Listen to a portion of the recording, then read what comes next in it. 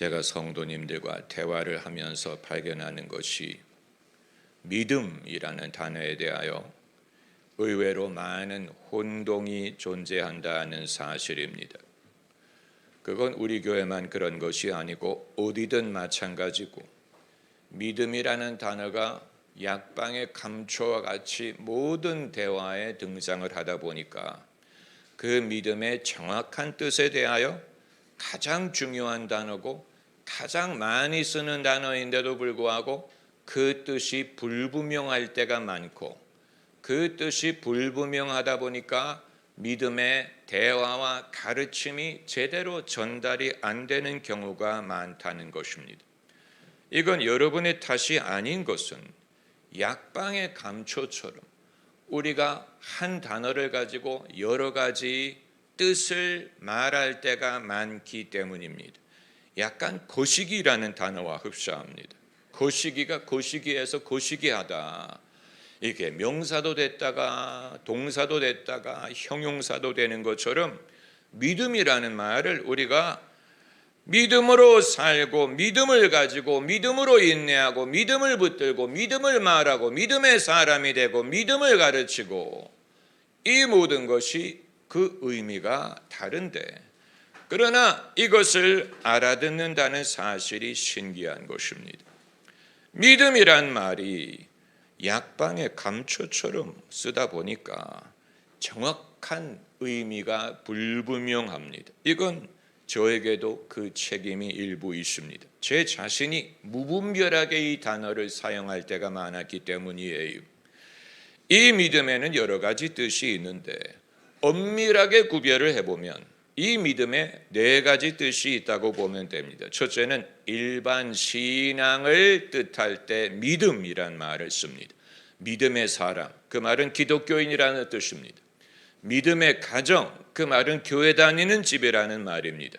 믿음, 기독교 신앙을 뜻하는 차원에서 믿음을 가져라, 믿음으로 돌아와라, 그 말은 기독교 신앙으로 돌아와라, 기독교인이 되어라, 기독교 종교를 믿어라, 이런 뜻이라고 보고, 두 번째 의미는 선한 신앙의 의도를 말하기 위해 믿음이란 말을 씁니다. 나는 믿음으로 살리라, 이 믿음을 더욱 굳건히 하라, 이 말은 독실한 사람이 되라, 신실한 사람이 되라, 이런 뜻으로 나는 믿음으로 살겠다, 믿음으로 이기라, 신앙의 의지, 마음가짐, 신실함을 말하는 것이고, 그리고 이게 세 번째는 율법과 대비되는 개념으로 믿음이란 말을 씁니다. 행함이 아닌 믿음으로 의롭게 된다. 아브라함의 믿음을 하나님이 그의 의로 여기셨다. 오직 믿음, 솔라 피데, 이건 율법의 행위와 대비되는 의미로서 말하는 것입니다. 예수님 십자가 옆에 강도가 행한 것이 없지만 믿음으로 낙원을 약속받은 것처럼, 죄인이 내세울 만한 의의가 없지만 믿는 것으로 천국을 얻는 것처럼, 이것을 말할 때 믿음이란 단어를 쓰는 것이고, 그리고 이제 네 번째로 은사적인 믿음이 있어요. 이건 이례적이고 특별한 목적을 이루기 위해 하나님이 주시는 믿음이에요. 베드로가 이미 믿는 사람이죠. 믿기 때문에 예수님을 따랐어요. 그러나 베드로가 물 위를 걷기 위해서는 물 위를 걸을 만한 믿음이 필요했어요. 이것은 일회적인 믿음이에요. 그날 이후에 베드로가 항상 물 위를 걸은 게 아니고 그 순간에 물 위를 걸었어요. 모세가 반석에서 생수를 내기 위해서 믿음이 필요했어요. 이건 그의 일반적인 믿음과 다른 것입니다. 일반적인 믿음이 있기 때문에 하나님을 순종한 것 아닙니까? 여기까지 왔죠. 그러나 사막에 물이 없는 곳에서 물을 내기 위하여 하나님이 모세에게 기적을 일으킬 만한 믿음을 허락하셔서 모세가 반석을 쳤더니 거기에서 물이 나오는 일회적인 사건, 특별한 사건, 기적을 가능하게 한 믿음. 성경이 은사로서 말하는 믿음이 바로 이것입니다. 은사적인 믿음, 능력을 가능하게 하는 믿음, 이 순간을 위한 믿음. 이것은 오늘 이 믿음을 말하려고 하는 것입니다. 성도들이 믿음에 대해서 혼동하는 이유가, 믿음이라는 말을 우리가 자주 쓰는데 이게 뭐를 뜻하는지를 구별하지 않기 때문에 일반적인 기독교 신앙을 말하는 것인지, 아니면 사람의 믿음의 신실한 자세를 말하려고 하는 것인지, 아니면 율법과 대비되는 면으로 믿음을 말하는 것인지, 아니면 특별한 경우에 특별한 일을 이루기 위하여 주님이 허락하시는 믿음을 말하는 것인지, 우리가 이 네 종류의 믿음을 다 소유하고 있고, 더러는 이런 믿음이 필요할 때가 있고, 더러는 이런 믿음을 말할 때도 있으나, 여기에 대하여 우리가 분명한 성경적인 지식을 갖고 있을 때 주님이 어떤 식으로 우리 삶에 역사하고 내가 어떤 믿음으로 살 것인지를 파악할 수가 있는 것입니다. 오늘 본문의 엘리야가 가진 믿음이 바로 이 네 번째 믿음, 능력을 가능하게 하는 특별한 은사적인 믿음이었어요. 이 믿음을 가능하게 한 것, 이 믿음이 어디서 났느냐, 어디에서 이 믿음이 출현했느냐, 1절의 단서가 있는데, 1절에 하나님이 내가 비를 지면에 내리라, 하나님이 말씀하셨어요. 아직 비가 오기 전에 말씀하신 거예요. 비는 아직 오지 않았어요. 그러나 내가 비를 내리리라 말씀하셨고, 이 말씀을 들음으로 엘리야에게 믿음이 생긴 것입니다. 비를 내리시겠구나, 내리실 것이다. 엘리야가 기도함으로 이 믿음이 온 게 아니고, 이 믿음이 왔기 때문에 기도를 시작한 거예요. 비가 내린 후에 이 믿음을 가진 게 아니고, 비가 오기 이전에 하나님이 말씀을 하심으로 이 믿음을 가진 거예요. 성경에 등장하는 믿음의 사건은 다 이런 패턴을 줬습니다. 아브라함이 사라에게 산기가 있기 이전에 몸이 죽은 자와 방불할 때 하나님이 후손을 주리라 말씀하셔서 그것을 믿었어요. 아브라함이 아들을 기대한 것은 아들을 받기 때문에 기대한 게 아니고, 아직 아들은 없는데 하나님이 말씀하셨기 때문에 믿은 거예요. 사전에 믿음이 존재한 거예요. 모세가 이스라엘 백성이 애굽을 나오기 이전에 나올 줄을 믿었어요. 하나님이 약속하셨기 때문에 이 일이 일어나기 전에 믿음부터 있었던 거예요. 아직 애굽에 있을 때 믿었어요. 아직 애굽에 있지만, 몸은 애굽에 있지만 나갈 줄을 믿었어요. 가나안에 들어갈 줄을 믿었죠. 그 다음 40년간의 모세가 백성하고 씨름한 것이 이 믿음에 대한 거였어요. 백성은 안 들어갔는데 어떻게 믿을 수 있느냐 하는 주의였고, 모세는 안 들어갔지만 하나님이 말씀하셨기 때문에 믿는 것이다. 팽팽하게 맞섰죠. 백성은 못 들어갈 것 같다, 여기서 죽을 것 같다, 우리가 여기서 줄인다, 마실 게 없다, 이렇다 저렇다.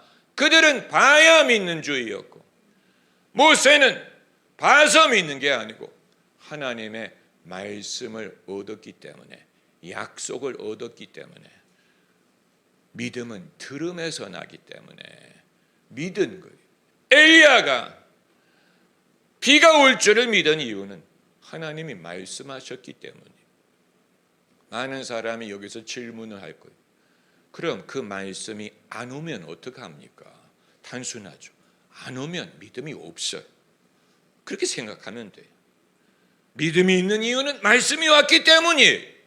그럼 말씀이 올 때까지 기다렸다가 기도합니까? 급한 일을 당할 때, 위기를 당할 때는 말씀을 들을 틈이 없는데, 말씀이 아직 안 왔는데, 위기의 순간에 급한데 그때는 말씀이 아직 오지 않았고 내가 아직 마음에 믿음이 없는데, 어떻게 될 줄 믿을 수 없는데, 그때는 어떻게 기도하라는 얘기입니까? 그때는 하나님의 신실하심을 의지하고 기도하는 것이죠. 평소의 신실함. 여러분, 찬송가의 대다수는 그 특별한 믿음을 노래하는 곡은 극소수에 불과해요. 거의 없어요. 하나님의 그 레마적인 약속의 말씀을 듣고 능력을 발휘할 만한 믿음을 갖게 되는 그런 거를 노래하는 것은 거의 없다고 보면 돼요. 찬송가 500장에 그런 거 노래하는 것은 극소수고, 대부분의 찬송가는 하나님 한 번도 나를 실망시킨 적 없으시며 오 신실하신 주 날마다 자비를 베푸시며 하나님의 은혜로 이 쓸데없는 자 왜 구속하여 주는지 난 알 수 없도다. 내가 믿고 또 의지하면 내 모든 형편 잘하는 주니 늘 돌보아 주실 것은 나는 확실히 아네. 좋으신 하나님, 신실한 하나님이 대부분의 찬송가는 내게 어떤 딱히 어떻게 될 줄 모르는 상황에서, 비가 올지 안 올지 모르는 상황에서, 내가 살지 죽을지 모르는 상황에서 내 주여 뜻대로 행하시옵소서. 살든지 죽든지 뜻대로 하옵소서. 위기의 순간에 내가 모르는 상황에서 어떻게 될지 몰라요. 하나님이 딱히 주신 말씀이 없어요. 그렇기 때문에 말씀에 의거한 믿음을 말한다면 내게 그 믿음이 없어요. 아직 없어요. 뭐를 믿을지 몰라요. 그런 순간에 우리는 처량하게 느낍니다. 왜냐하면 무력하기 때문에, 내가 하나님 앞에 무력하게 느껴지기 때문에 사실은 그때가 제일 처량한 순간이에요. 우리가 제일 슬플 때가 그럴 때예요. 내가 위기에 닥쳤고 내가 기도를 안 할 수 없는데 결과를 알 수 없는 상황에서 하나님 제발 좋은 결과가 있게 해달라고, 그러나 좋은 결과를 바라는 마음과 그게 과연 이루어질지를 의심하는 것이 팽팽히 맞설 때, 그때가 우리가 제일 괴로울 때, 제일 처량할 때, 그리고 그런 감정에서 대부분의 찬송가가 발생합니다. 내 주여 뜻대로 행하시옵소서. 살든지 죽든지 뜻대로 하소서. 난 알 수 없도다. 난 알 수 없도다. 내가 믿고 또 의지하면 내 모든 형편 잘하는 주님 늘 돌보아 주실 것은 나는 확실히 아네. 그러니까 이 한 사건에 대해서는 내가 몰라요. 어떻게 될지 몰라요. 살지 죽을지, 내가 이 병석에서 일어날지 죽을지 몰라요. 히스기야도 그런 상황에서 기도했죠. 살게 될지 죽게 될지 모르죠. 죽는다고 말했으니까. 이사야는 죽는다고 말했어요. 그 상황에서 이사야가 기도한 것이고, 그래서 눈물을 흘리는 처량한 순간, 믿음의 순간이지만 그때 우리가 제일 처량하고 제일 슬프죠. 왜냐하면 미래를 알 수 없는데 하나님의 뜻도 알 수 없어요. 하나님이 어떻게 하실지 나는 몰라요. 어떤 결과가 나올지 몰라요. 그리고 그 결과가 조금 있으면 나와요. 얼마나 무섭습니까? 무력하고 나는 오로지 하나님만 의지하겠습니다. 대다수의 믿음의 고백이 그런 데서 나온 것입니다. 할렐루야. 그게 바로 다니엘의 기도가 그렇고, 다니엘의 세 친구의 기도가 그렇고, 또 바울과 실라가 감옥에 갇혔을 때의 기도가 그렇고, 그리고 예수님이 겟세마네 동산에서 하신 기도도 사실은 그런 종류의 기도였어요. 예수님도 단언할 수 없었기 때문에, 이 상황이 어떻게 될지 예수님도 단언할 수 없었기 때문에 할 수만 있거든이라고 기도하시오. 아버지, 할 수만 있거든. 이 잔이 내를 지나가게 해달라. 그러나 내 뜻대로 마시고 아버지 뜻대로 해달라. 예수님도 그 순간에는 단언할 수. 그렇기 때문에 예수님이 힘들게 기도하신. 그때가 제일 기도가 힘들고 믿음을 붙드는 게 힘들어요. 믿음의 전투가 그런 걸 말하는 거예요. 그러나 예수께서 그런 상태에서 십자가를 지신 게 아니고 예수님이 확답을 얻었죠. 하나님 뜻대로 하옵소서라고 할 때는 잘 될 줄 믿습니다. 예수님이 이미 그 예언을 하셨잖아요. 인자가 예루살렘에 올라가 많은 고난을 받고 십자가에 달려 죽었다가 사흘 만에 살아. 당신도 입으로 그걸 예언을 하셨죠. 다만 그 순간이 가까우니까 예수님도 괴로워하신 것이죠. 인간성을 보여주는 것 아닙니까? 그러나 예수님이 마음의 평강을 되찾으시고 내가 이제 준비가 됐다. 하나님이 아니면 너희가 이렇게 나에게 할 수 없다. 이렇게 담대하게 십자가를 지시. 예수님이 그 순간에 그 믿음의 과정, 우리도 피할 수 없는 우리가 경험하는 그 과정을 예수님이 손수 다 경험을 하시고 승리하신 것입니다. 할렐루야. 그러니까 예수님이 부활하실 때 승리를 얻으신 거지만 두려움이 없이 십자가의 길을 가실 때 이미 예수님은 승리하신 거예요. 승리가 아니면 그 길을 갈 수 없어요. 믿음으로 그 길을 갈 수 없기 때문에. 할렐루야. 이 믿음의 네 가지 종류에 대하여 네 번째가 사람들이 제일 혼돈하고 또 깨닫기가 어렵고 구별하기가 어렵고 그러다 보니 왜 이 네 번째를 더 자주 가르치지 않습니까? 라는 질문을 할 수 있어요. 이게 이렇게 중요하고 특별하다면 왜 이걸 더 말하지 않습니까? 그 이유는 코가 석자인 성도들이 하도 많기 때문에 예수님 믿는 것조차도 힘든 성도들이 많다 보니까 이 단계를 건너뛸 수가 없는 거예요. 평소에 그냥 두려워하고 감정에 휘달리고 이런 사람들이 하도 많다 보니까 그걸 위로하고 격려하는 것만 해도 힘든, 거기에 시간이 많이 드는, 사람들의 에너지가 거기에 집중이 되는, 설교자도 거기에 대해서 말하느라고 바쁜 거예요. 우리의 매일매일의 씨름. 그러나 이제 관건은 이 네 번째 믿음은, 이 네 번째 믿음이 역사하는 방법이 있어요. 오늘 본문에서 그 방법을 찾을 수 있는데, 첫째는 이 믿음이 어디서 오느냐 하는 거예요. 이 믿음은 하나님의 말씀에서 옵니다. 하나님의 말씀을 듣는 경험이 필수적이에요. 1절에 하나님이 말씀하시고 내가 지면에 비를 내리리라.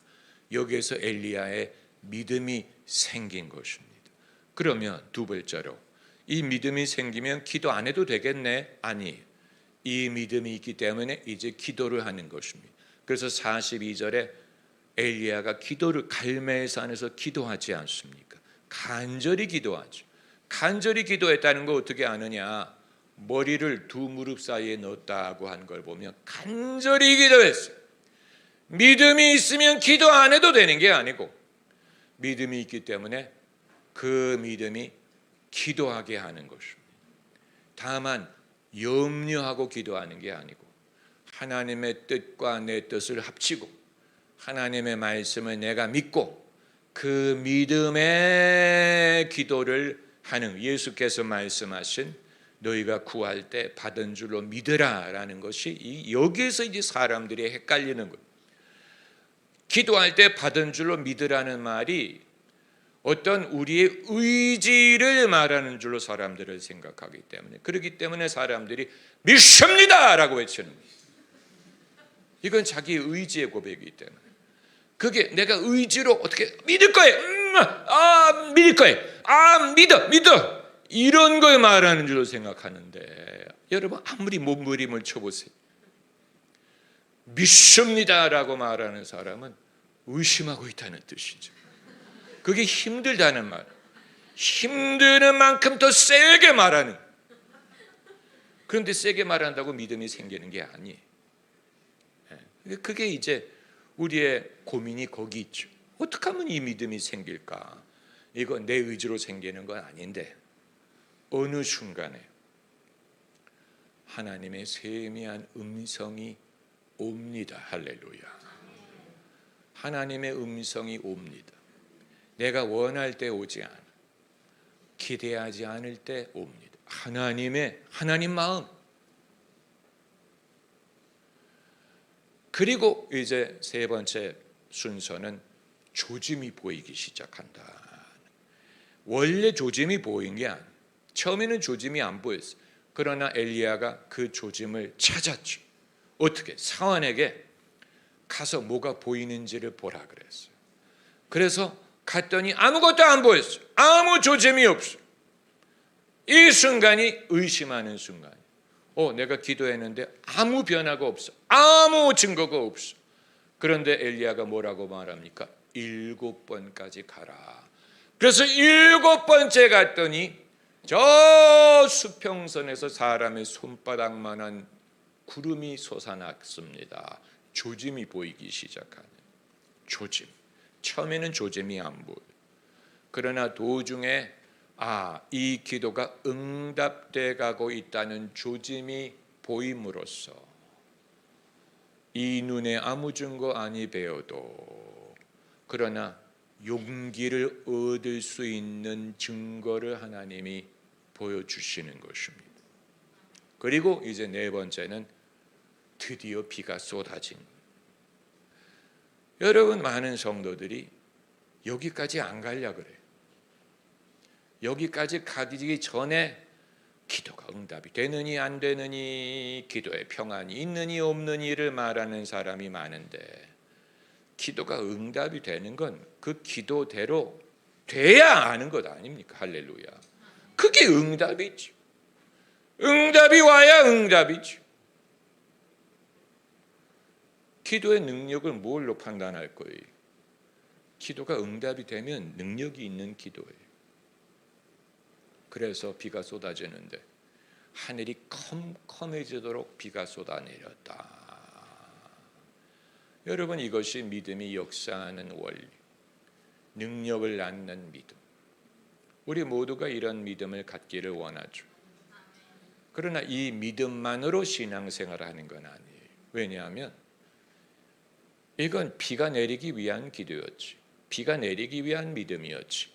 그 이외의 일에 있어서는 엘리야는 자기의 평소 믿음으로 살아야 돼요. 내일 먹을 양식이 어디서 올까? 그건 내일 일을 염려하지 말라. 오늘의 흡족한 양식을 주실 것이다. 그 믿음으로 비롯되는 것이고, 내일 미래가 어떻게 될까? 내 미래가 어떻게 될까? 이건 하나님의 신실함을 의지하는 것이지. 비가 내릴 만한 믿음을 가졌지만 그건 비가 내리기 위한 것. 한 가지 목적을 위해, 물 위를 걷는 것은 물 위를 걷기 위한 것이지, 이 날이 지난 후에 이제 베드로가 항상 물 위를 걷는 건 아니에요. 여러분, 그 말을 여러분이 이해하실 줄 믿습니다. 이걸 우리가 믿기, 이해하기를 바랍니다. 할렐루야, 할렐루야. 여러분, 그러기 때문에 만약에 제가 왜 이 믿음을 더 자주 말하지 않느냐, 만일 이 믿음만을 가르치게 되면 사람들은 일반적인 믿음을 알지 못하고 특별한 믿음만 배우게 돼서 치중하게 되고 이기적이 되고 자기 유익을 구하는 쪽으로 신앙이 발전할 수가 있기 때문에 그런 것입니다. 자기의 유익, 자기 중심의 어떤 희한한 일을 사모하는 그런 것이 아니면 양에 차지 않는, 무리를 걷지 않으면 양에 차지 않는, 비가 쏟아지지 않으면 양에 차지 않는 그런 식의 치중, 편중된 신앙이 될 수 있기 때문에, 사실 주님이, 예수께서 이 땅에 계실 때 가르치신 것은 내일 일을 염려하지 말라고 하신 거예요. 내일 일은 내일 염려하고 오늘의 염려는 오늘로 족하고 이 모든 것이 너에게 있어야 할 줄 천부께서 아시지 않느냐. 이건 어떤 딱히 기적을 낳는 믿음을 소유한 게 아니고 하나님을 신뢰함으로 갖는 믿음입니다.